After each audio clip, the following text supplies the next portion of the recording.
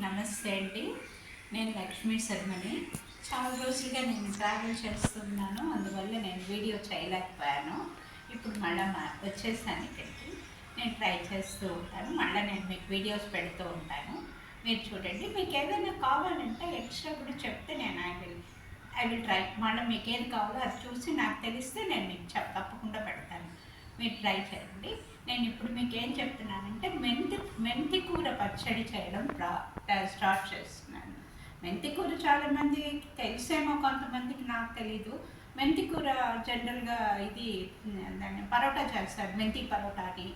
లేదంటే కొంతమంది పప్పులు అలా చేస్తారు, చట్నీ కూడా చేస్తారేమో నాకు తెలియదు. నేను చేస్తూ ఉంటాను మెంతి కూర, మెంతి ఆకుతోటి. అది చేద్దామని మొదలు పెట్టాను అనమాట. స్టార్ట్ చేద్దామండి, రెండు వెళ్దాం వంటిట్లో. ఈ మెంతి కూర పచ్చడికి ఏమేం కావాలి నేను మీకు చెప్తున్నాను ఐటమ్స్. ముందు కొంచెం ఎండుమిరపకాయలు తీసుకున్నాం, మన కారానికి తగ్గట్టు. నేను చిన్న కట్ట 2 కట్టలు తీసుకున్నాను అనమాట. మెంతి ఆకు చిన్నవిగానే ఉన్నాయి అవి. మెంతికు ఇదేమో ఒక 2 స్పూన్స్ మినపప్పు తీసుకొని, 1 స్పూన్ మెంతులు తీసుకోవాలి, ఒక 1/2 స్పూన్ ఆవాలు. దానికి ఒక నిమ్మకాయ కంటే కొంచెం తక్కువగా చింతపండు నానబెట్టి పెట్టుకున్నాను.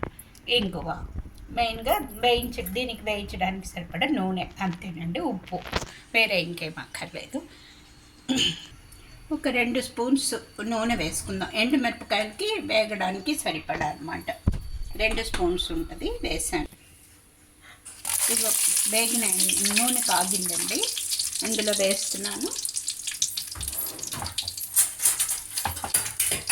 సిమ్లో పెట్టుకుంటేనే బాగుంటుందండి, సిమ్లో పెట్టుకుందాం. 2 స్పూన్స్ మినపప్పు వేస్తాను, 1 స్పూన్ మెంతులు. యాక్చువల్గా మెంతి కూర కాబట్టి అక్కర్లేదు అనుకుంటారు, కానీ అది వేస్తే, ఆ మెంతులు వేస్తే చాలా టేస్ట్గా ఉంటుంది అనమాట. అందుకని నేను వేస్తాను. కొంతమంది వెయ్యరు, కానీ నేను వేస్తాను, బాగుంటుంది వేస్తే. ఇంగు ఒక 1/2 స్పూన్ వేసిన, ఇది పౌడరు. 1/2 స్పూన్ ఇది ఒక కంటైనర్లోకి వేస్తున్నానండి. ఒక చిన్న బౌల్లో వేసి పెడుతున్నాను. ఇందులో కొంచెం నూనె ఎక్కువైనట్లు అనిపిస్తుంది కదా, మనం ఇదే నూనె తీసేసుకుని కొంచెం ఈ బాండీలో వంచేసుకుందాం. వంచేసుకుని మనం దీన్ని ఈ మెంతి కూరని ఫ్రై చేసుకోవాలి. మెంతి కూర కడిగి శుభ్రం చేసి పెట్టాను, వాష్ చేసి పెట్టాను అనమాట. దీన్ని కొంచెం ఫ్రై చేయాలి. మనం గోంగూర అంతా ఫ్రై చేస్తాం కదా, అలాగనమాట.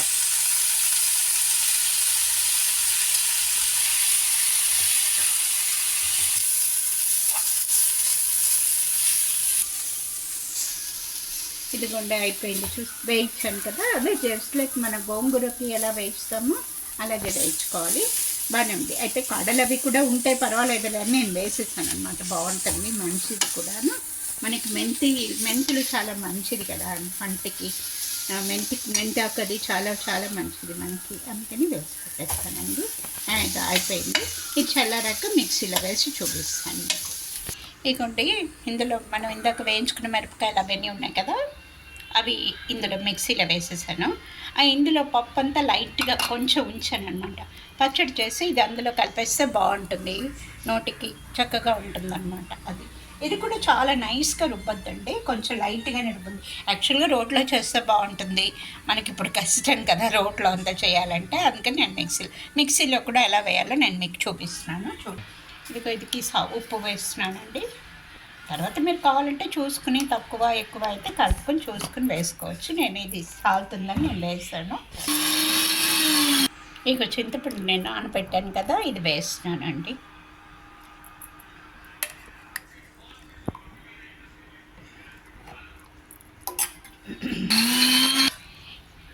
ఇదిగోండి, ఇది ఇప్పుడు ఈ ఆకుకూర ఉంది కదా, అదే మెంతి కూర, ఇది కూడా ఇందులో వేసేస్తున్నాను. ఇందులో వేసి ఎక్కువ మిక్సీ చేయొద్దండి, కొంచెంగా చేయాలి. అప్పుడే అది కొంచెం మనకి గోంగూర పచ్చడి ఎలా వస్తుందో అలాగనమాట. లేకపోతే చాలా నైస్ అయిపోతుంది. మీ ఇష్టం, మీకు చాలా నైస్గా కావాలంటే అలా కూడా చేసుకోవచ్చు. నేను లైట్గానే చేస్తాను అనమాట. ఇదిగోండి, మెంతి కూర చట్నీ పచ్చడి అయిపోయిందండి. ఇది అన్నంలోకి బాగుంటుంది, మనం చపాతీలకి బాగుంటుంది, అన్నింటికి బాగుంటుంది. దోశ ఇడ్లీలకు కూడా బాగానే ఉంటుంది అన్నమాట. బాగానే ఉంటుంది కదా, బాగుంటుంది. దేంట్లో అయినా తినొచ్చు మనకి.